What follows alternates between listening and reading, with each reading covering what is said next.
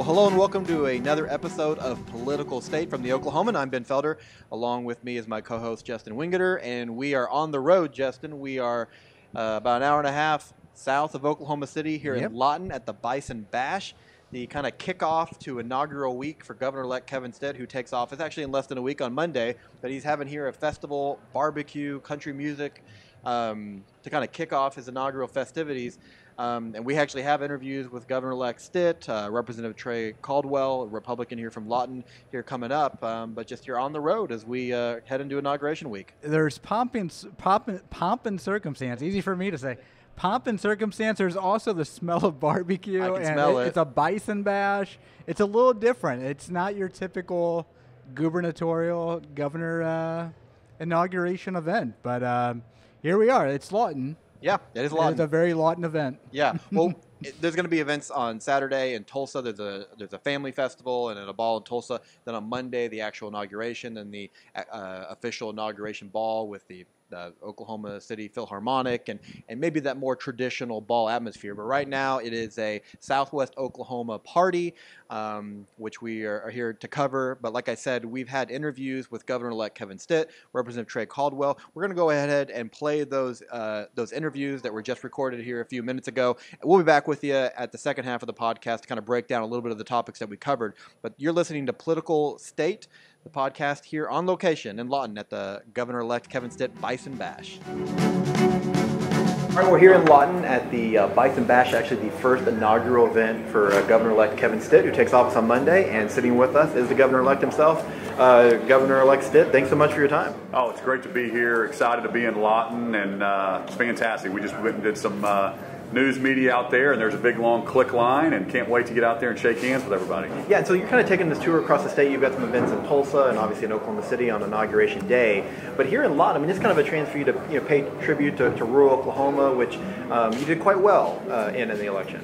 It sure did. You know, this is in October of 2017. I actually announced in Lawton. I did an announcement in Tulsa, one in Oklahoma City, and then I drove to Lawton. Oh, okay.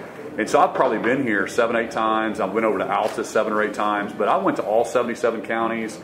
Fell in love with this part of the state. Southwest Oklahoma is beautiful.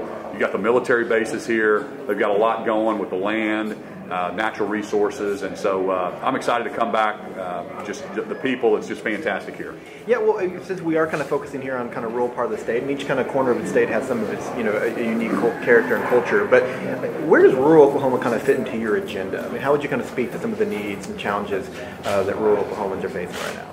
Yeah, you've got to, if you're talking about expanding, commerce, and if you're talking about, what are the strategic advantages certain parts of the state have, there's a lot of industries and business that want to be in rural Oklahoma that need land. You talk about the military stuff, you talk about flight areas, our utility prices.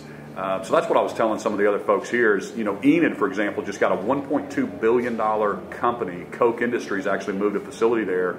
And the reason they did is because of our, obviously, abundance land and also also the utility prices. We have some of the lowest utility prices in the country. So we have to take those advantages we have and make sure we look at the industries and actually pair those up. And I think rural Oklahoma has a lot to offer when you look at that. Yeah, so you become governor here in a few days on Monday. And you've obviously been working, already kind of getting your office together.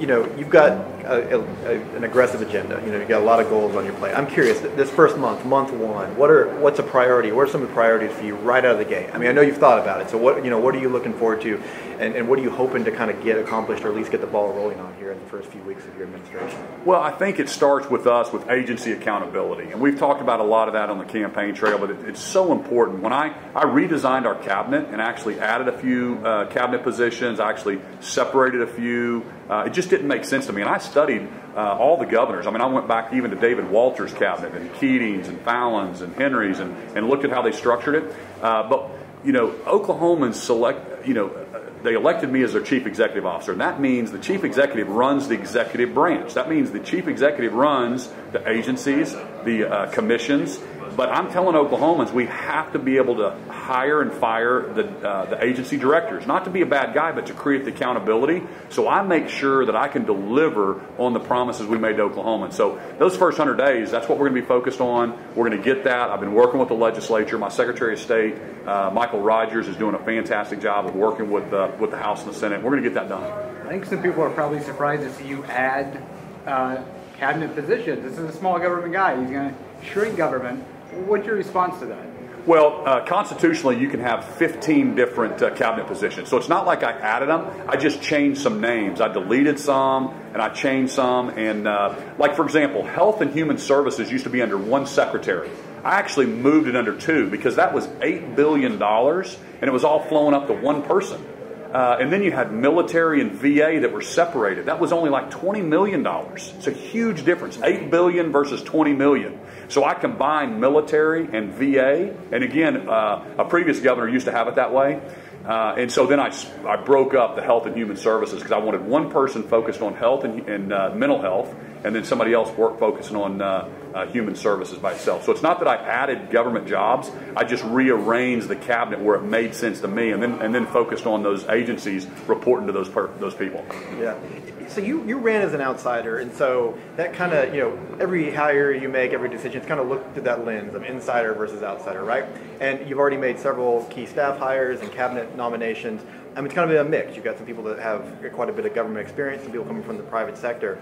How would you kind of assess the team that you've built around you so far? I mean, do you feel like you've got a comfortable mix of experience to lean on, being this will be your first position in government, but also kind of tapping from the business world that you come from? I really do. I mean, my chief of staff is Michael Junk, and he's fantastic. He's worked for Senator Inhofe and Senator Inhofe and Coburn, but he was also in municipality government. He was the deputy mayor of Tulsa. He helped G.T. Bynum win. And so he's fantastic. So he's kind of the insider. Then we have Donnell Harder, who is the Deputy Secretary of State. And then we had Michael Rogers, who is a former legislator that carried 1010XX. That was the hardest, in my opinion, piece of legislation that passed through in the last 20 years. And he was the chair of the education. So that's how important it was for me to have somebody that knew how that worked. But then when you come about running agencies, that's where you need the outsiders. You need the people from the business world. And so we've got a few more folks that we'll be announcing shortly. But the people I'm interviewing are like, Kevin, I don't know anything about government. And I said, that's exactly why I need you, because this is about delivering services on that side. So it's going to be fantastic. When they tell me, hey, we need to get this done to actually move the needle on an agency, then that's when that goes back over to my chief of staff and my government folks to run legislation to make the change that we need, that the business people are telling me, so we can actually deliver better services and be top 10 in all those areas we talked about. Speaking of business, is it weird to leave your business? Is it weird to be outside looking in now and kind of watching it but not making decisions? It was about 2 years ago, but you've got to realize I've stepped away from my company 2 years ago to run for governor full time, and I have a great team, and now I've officially kind of separated and totally outside of the company now, but they're doing a fantastic job. But I'm so energized and focused on moving Oklahoma forward. I really haven't thought much about it. I'm just so focused on getting the right people hired at this point because Oklahomans are counting on me to turn our state around, and that's what I was elected for, and that's what I tend to do. Well, you talked about, you stepped away a couple years ago to run, and just this last week you've kind of put together kind of a plan in which you asked the Attorney General to review. Can you tell us just a little bit about that? Some of our listeners who are asking about your relationship with your business. You've stepped away, but you're asking the AG to I guess kind of give a mark of approval on what steps you've taken. Yeah, well, we just wanted to we basically just lined out everything to show Oklahomans how we're going to be transparent, and I have nothing to do with my business interest. And no governor in history has ever gone to these steps to actually be this transparent. And so we're telling the Attorney General, just look this over, make sure you don't see any changes we should make. We actually have a different trustee. I'm not even the trustee of the company. I don't get paid from the business anymore. We're totally separated. We have somebody else managing all of our assets. Yeah, it's a couple more minutes with you here. I want to ask you, your wife, Sarah, so often she's asked about you. I want to ask you about, tell us a little bit about your wife. She's talked about kind of the role that she sees in your administration. I know she's kind of doing a lot of the work on the inauguration events. She's with your family, and we'll be moving to Oklahoma City here after several months. But what kind of role do you see for your wife? And just talk about kind of her partnership with you in this journey. Yeah, well, first off, she is fantastic. I'm telling you, Oklahomans are going to fall in love with her. She's really, really special. Sarah, she's really passionate about education and mental health. She had some family members that struggle with mental health, so it's something that she's super passionate about. She's really getting involved and digging in on that. And obviously, we have 6 children, as well as myself, but her passion is also education as well. But she's going to be involved. Obviously, she's a full-time mom too, and helping me out. But she's already been speaking a couple times a week at different places, and people just absolutely love her. And I can't say enough great things about her. We've been married now for 20 years, and she's truly my partner and love of my life. Yeah. Well, Governor-elect Kevin Stitt, congratulations. Good luck as you move forward here. Becomes Oklahoma's 28th governor on Monday. So now you got a lot in store over the next few days, and then a lot on your plate once you take office. But we appreciate your time. Thank you so much. Thank you so much. Thanks for coming down. See you guys. All right, we're here at the Governor-elect Kevin Stitt's Bison Bash here in Lawton, kicking off inauguration events for the next few days. And sitting with us from Lawton is Representative Trey Caldwell, newly elected representative. Yes, sir. Elected here last November. Has already taken office at the Capitol early this week, getting ready for the new session. And Representative, thanks so much for having us in your town and for joining us. Well, thanks for having me, and thanks for making the trip down I-44 to come see us down here in Southwest Oklahoma. Yeah. We really appreciate it. Well, obviously, we're making the trip because the governor-elect is making the trip. And just to start off with, I mean, what does it mean that the Oklahoma's incoming governor would include, Lawton on its list? I mean, not to put you guys down the list, in pecking order, but a lot of these events take place in Tulsa or Oklahoma City, but we're starting off here in Lawton. Yeah, normally, the kind of, I guess, mood and the thought process of everybody down here is we kind of get forgotten about. And I think it's really refreshing to see a governor that not only kind of puts his money where his mouth is. He promised us in the campaign that he was going to care about rural Oklahoma, western Oklahoma, and he's down here. He's making a concerted effort to come down here to Southwest Oklahoma, and not just specifically Lawton, but I mean it's a lot closer drive for the people that live in Altus and Mangum and Frederick and Duncan, and there's a lot that Southwest Oklahoma has to offer, and it's great that he's coming down here and bringing light to that, and we really appreciate it. Yeah. Well, I want to ask you some specific questions about the governor-elect's agenda and kind of what things you're hoping to see from him. Let me ask you some questions about yourself. Like I mentioned, newly elected to the House. First off, why'd you run this year? So many new people running this year. I'm curious, why did you get into the race? The biggest catalyst for me to get in the race was probably the teacher walkout. It kind of woke me up and made me want to run. And then my particular rep, I ran against an incumbent that had been in a political dynasty family in this area. His mother had been elected down here for 12 years right before him. So some of his comments, adverse comments towards teachers, some of his stances that he took on certain issues, they really kind of woke me up and said, if I want to fix it, I need to go out and do it myself. So that was probably the biggest catalyst. So was the walkout and the fact that Oklahoma's teachers were not adequately paid, and then our education system was not adequately funded. So much of the story about education in Oklahoma right now is these challenges that are taking place all across the state. Mm-hmm. It's happening in Oklahoma City. It's happening in small towns. But what are some of the unique challenges that your schools, your teachers are facing here? I mean, we're not too far from the Texas border. Mm-hmm. There was the teacher pay raise, but we're still seeing thousands of teachers leave the profession, leave mm-hmm. the state. I mean, what are some of the specific education issues for you representing this area? So I think our biggest issue here is the proximity to Texas. And, it's a two-edged sword in a lot of ways, but when it comes to education, it cuts against us. You take a teacher from Lawton with, 20 years of service here as an Oklahoma teacher, or 25 years of service. She's literally a 25, 30-minute commute to teaching in Burke Burnett, Texas. To even make it even worse, you take the southern part of my district, which is Granfield, Frederick, and Tipton. If you lived in Frederick, and it's hit Frederick the hardest, before the teacher pay raise, they'd lost 12 teachers. Well, 12 teachers doesn't sound like a lot, but for a Class A school, I mean, you're talking about 15 to 20% of their teaching, their faculty.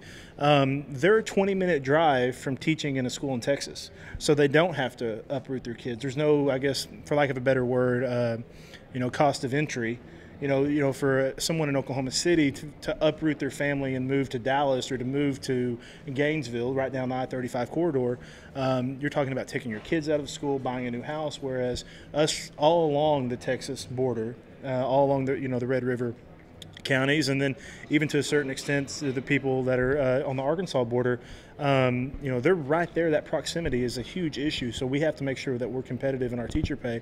Otherwise, the good's going to continue to drive out the bad. So we're going to keep losing our best and brightest teachers, because when Texas comes here to recruit, they don't come here and get our rookie teachers or our teachers that are maybe not the best faculty members on staff. They come get our best science teachers, our best STEM teachers, and we see that effect. It's really, really big issue down here. Has the legislature done enough on education, or is there something you're looking for this legislative session on the issue of education? I think that 1010XX was a great start, and I think it showed.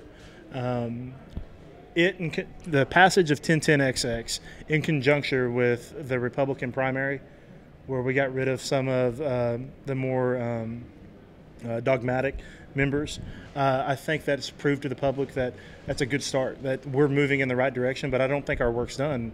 I don't think one of the corporations here in my district, Goodyear, their factory motto is there is no finish line. So I definitely don't think that we're done yet. I think we have more work to do this session. But if y'all come and interview me in 8 years, and hopefully we'll have another event here in Lawton 8 years from now, I don't think the work will be done then either. I think we always have ability to improve on making sure we get positive education outcomes, making sure we're properly funding education, because education, in my opinion, is one of the foundations of growing and creating prosperous communities. You referred to the change in the legislature, still a Republican-controlled House and Senate, but we saw several incumbents lose this year. You beat an incumbent in the primary. What kind of shift has taken place, do you feel like, in the Republican caucus? A lot of the focus is on kind of that opposition to the tax increase, but but a lot of people feel like the caucus has shifted more to the middle, maybe, or more. How would you kind of describe the shift, or what kind of Republican, caucus do we have right now in the House, do you think? Philosophically, I don't necessarily think there is much of a philosophical shift, as some people will say. You take me, for instance. I'm still a very fiscal conservative Republican. I think there is more. There are less dogmatic. There's more people that are willing to work together, willing to say, hey, put us in the room so we can talk and have these conversations. And at the end of the day, we have to acknowledge that, things like roads, bridges, education, they cost money. So we as a government, the government has a responsibility to its citizenry to fund it. And I think that's the biggest shift I see. I don't necessarily see a true linear shift from left to right, or from right to left, but more of a shift in the legislators that are there now are more pragmatic and look for common sense solutions to the problems that Oklahoma faces going forward. I liked your hypothetical about us being here 8 years from now, and maybe we will be. How will we know then if you and the governor were successful in your job? I think some good metrics that we can use to judge that is to hopefully start seeing those emergency certifications going down, to see more people wanting to get into the education profession, to stop seeing the exodus of our best and brightest teachers retiring early here. The biggest problem that we have around in this area is people will retire early here and then go to Texas to what they call double dip. So if you start seeing those numbers come down, I think that would be a sign of success. And I think also looking at education outcomes, looking at how Oklahoma does comparative to the rest of the country. That's the great thing about being in state government is we have the ability to compare ourselves to other states that are similar to us in size and socioeconomic standing. So I think those are probably three of some of the metrics that we can kind of look at and say, judge ourselves against and see if we're actually doing. Lieutenant Governor, how are you? Lieutenant Governor-elect, heckling us. Yeah. Cutting you off from what you were saying, and he walks away, changes time. Well, Justin's question about judging success here in 8 years, You talk about the education component, which is so important down here. What about some of the other issues that are maybe unique here in a rural community? So the second biggest issue, and I wouldn't even say it's second, it's really education is 1A and access to healthcare is 1B, which hits really close to home with us because the only hospital that's actually in my district, because both of the Lawton hospitals are not in my district, and neither is the Indian hospital. It's not in my district either that are in Lawton. But my only hospital was shut down 2 years ago. So whether that's, we have to find a solution to the problem. And I don't necessarily have all the answers right now as we sit here and talk of what that solution is, but we need people in my party, the other party, to come together and say, we need to figure out how we solve this problem going forward, because we need rural access to healthcare. Rural communities need access to healthcare, because if we want rural Oklahoma to grow and to thrive, it has to have access to healthcare. Because the first time if you try to recruit a company that will come in and bring jobs to help a community grow, one of the first things they're going to ask about are two things, which is issue 1A and 1B, and which is, do you have access to healthcare? I mean, do you have a hospital? Do you have an ER? Do you have doctors? And then the second thing is what's your education funding look like? Because education funding is there's a key correlation between education funding and educational outcomes. So it's more than anything, it's just about making those things priorities. So those are two of the biggest priorities. One of the other issues that's unique to Southwest Oklahoma and Comanche County in particular is per person, we have more 100% disabled military veterans than any other county in Oklahoma, out of all 77 counties. And actually, as of, I think, 2 weeks ago, we actually passed Oklahoma City in the total amount of disabled veterans that we have. And so we're talking about a county of maybe 160,000 people has more, not just per capita, actually more disabled military veterans in our county than any other county. So we have to make sure we cultivate that, because those men and women are huge assets for this community. They come here, they choose to settle here, retire here, and they're integral in our communities. They're in their second careers. They become teachers, they become lawyers, doctors, business owners, and so we got to continue to cultivate that and make sure that they know that we're there for them. I think that's a huge thing in this community. Yeah, well, let me go back real quick to healthcare as we wrap up here. I think that's going to be a big topic for the legislature this year. Obviously, all these headlines of hospitals closing. Your district's experienced that a couple of years ago, as you mentioned. You and I spoke on the phone last week, kind of setting up this interview, and we got into talking about some policy issues such as healthcare. I asked you about Medicaid expansion. Now, I didn't want to put words in your mouth. You didn't say that you were going to vote yes for it, or that you said that it was something you'd be willing to look at and consider. But even if you look back 5 years ago, that's something that would be hard to hear a Republican say. But here you are saying, like, hey, I'm open to having the conversation. Can you tell us a little bit about that? Oh, for sure. I mean, I think it goes back to not being dogmatic. When we talked about that party shift, I do think the Republican Party, the people that have been elected, are less dogmatic than are some of our predecessors. I want to look and have a conversation on anybody. And I told you this on the phone the other day. Republicans don't have a monopoly on good ideals. And so, so we need to look at that. And I don't necessarily know if that is the federal government, taking the expansion dollars, doing it in block grants. I don't know what that solution is, but it needs to be talked about, and that conversation needs to happen, because that money is out there, and that money's already coming out of Oklahomans' pockets. It went to the federal level. So we need to make sure that money is repatriated or brought back to the state. And I don't necessarily know. I'd have to sit down on a particular. I'm not committing to saying I would vote for this bill or that bill, but I'm definitely going to be open to it. If you can tell me that we can start opening up hospitals in rural Oklahoma, or at least in some capacity, and whether that's a 15-bed, with an ER or something, there has to be a solution. And so I'll look under every nook and cranny to try to find it, and I definitely won't cut anything out, beforehand. And I think that goes back to like I talked about earlier, is we have to be pragmatic, and we have to look for solutions. The one thing that this election should have taught everybody, every politician, every political animal, every reporter, journalist, whomever, it should taught us that the people in Oklahoma, and even in America in a lot of ways, if you go back 2 years, they're tired of the same old. They want results. They want people to work together. They're tired of the habitual naysaying. They're tired of, the show aspect of what politics is, and they want people to go to Oklahoma City and go to Washington and get to work. And so that's one thing that I promised all my people, or all my constituents when I ran, is that I want to go work. I'm ready to go to Oklahoma City and go to work on day one to find solutions. Yeah. So. Well, a lot of work ahead of you, a new governor, a lot of new representatives like yourself, and we're here to party. We want to let you go enjoy that as well. But we really appreciate you sitting down with us. Thanks and for taking the time, hopefully maybe Thank connect you. later on in the legislative session. So good luck with everything. Thank you, Representative Caldwell from Thank you, Lawton. guys. Appreciate it. All right, welcome back to the Political State Podcast. I'm Ben Felder, along with my co-host Justin Wingerter. And Justin, the smell of barbecue continues to get stronger here at the Bison Bash here in Lawton. Recently, we just visited with Governor-elect Kevin Stitt, Representative Trey Caldwell. Let's start off with the governor-elect who takes office here in a few days. Coming down here is kind of a way to pay homage to rural Oklahoma, where he did very well in the elections. The urban-rural split that's happening across America with politics, Democrats versus Republicans, it's very much true here in Oklahoma, and we saw that. And here, Governor-elect Stitt is coming down here to give some attention to a part of the state that sometimes gets ignored. He knows these are the people that elected him. He knows that very well. If you look at the map, that's pretty clear.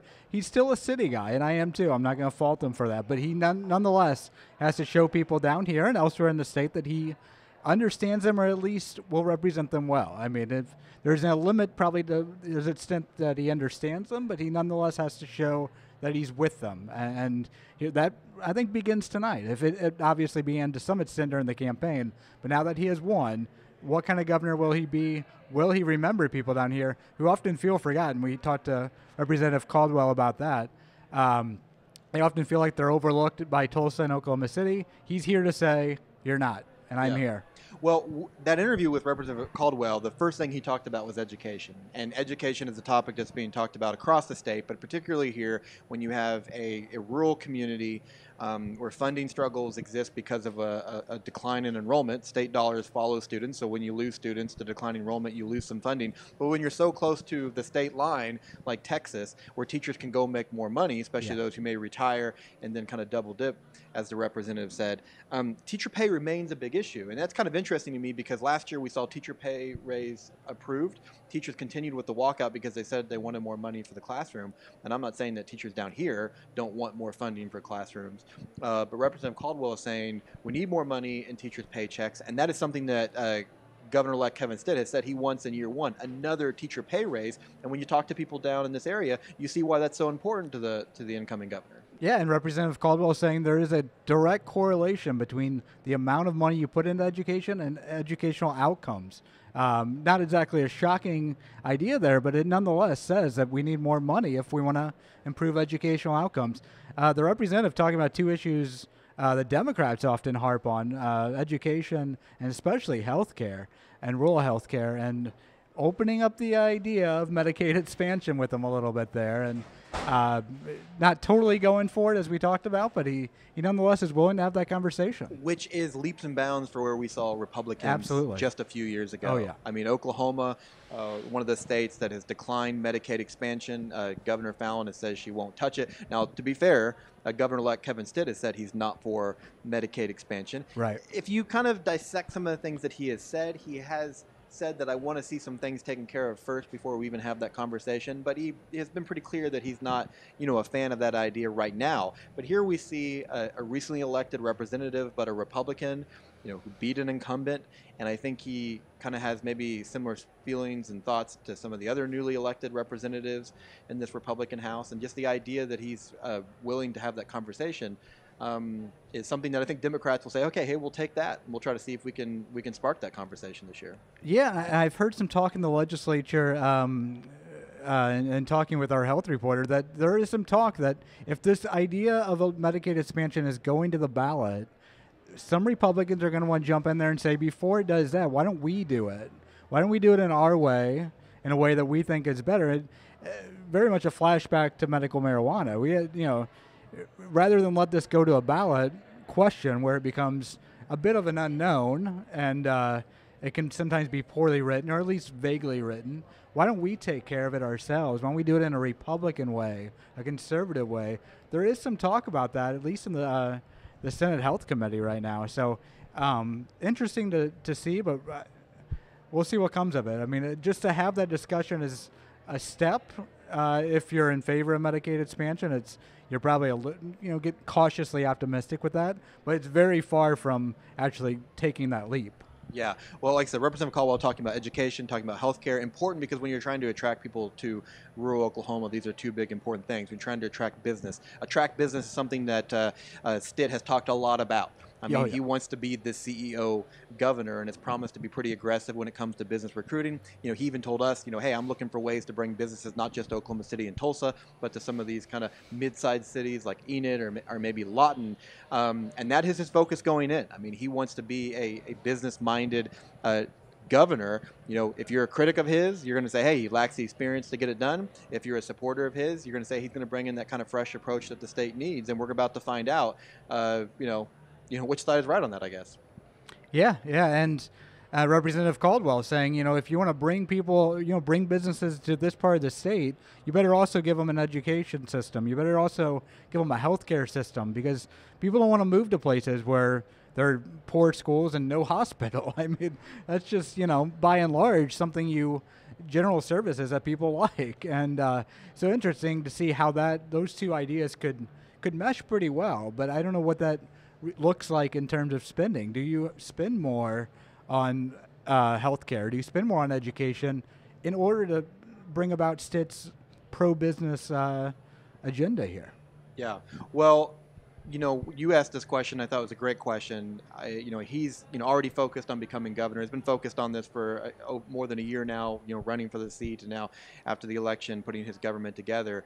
But is he going to miss the business world? I mean, that has been who he is. I mean, even so much so that he hasn't even regularly voted in elections up until recently. Yep. This has not been a guy plugged into politics, and that has been his appeal to a lot of people, is that right. He is that outsider. But here he is, kind of entering a very new world. And the biggest question I have, or one of the biggest questions I have, is what's that change of pace going to be like for him?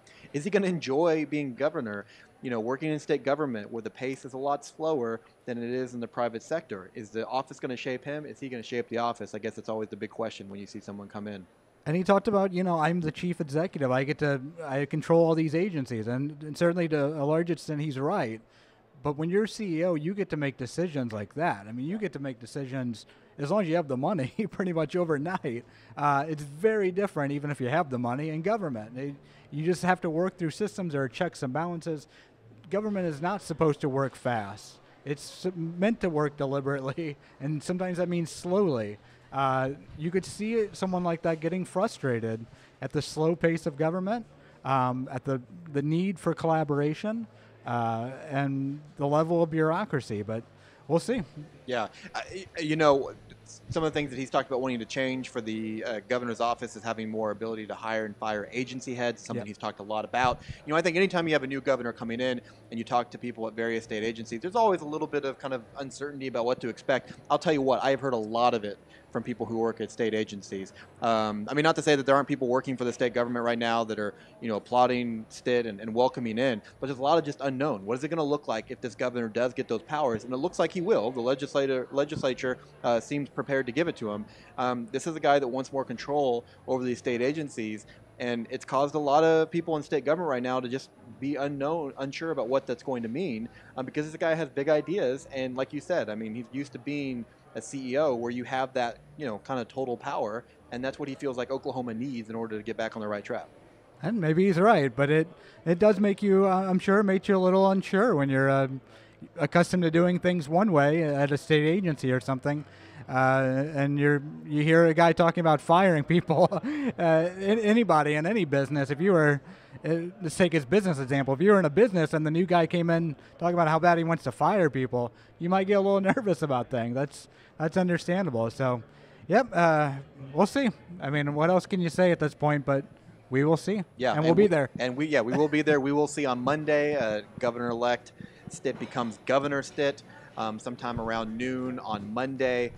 Becomes governor, becomes a state official for the first time in his career, a businessman that's entering politics for the first time. We are going to be there at the inauguration. We're going to have complete coverage. We may actually have a special political state episode next week to kind of dissect what we've seen. But right now, we're in Lawton. We're at this Bison Bash. A festival to celebrate the incoming governor, and a festival to celebrate rural Oklahoma, like you said, was so important to his election, and there's a lot of high hopes in this part of the state that a governor is coming in that's going to deliver some solutions to some key problems that they have. Yep. Well, that's going to do it for this week's episode of Political State. You can find each and every episode on your favorite podcasting app or newsok.com. With Justin, I'm Ben, on location in Lawton, Oklahoma. Thanks for listening. We'll see you again next week.